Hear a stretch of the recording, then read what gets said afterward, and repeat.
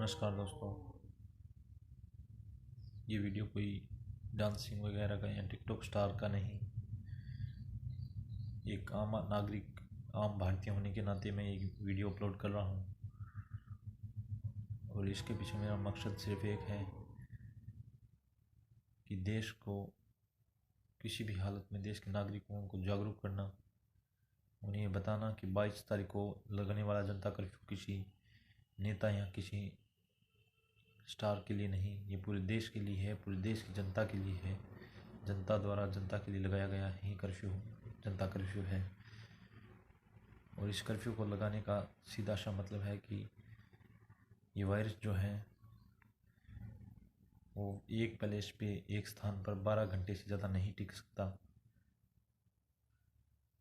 15 घंटे तक लगने वाला जनता कर्फ्यू इस वायरस की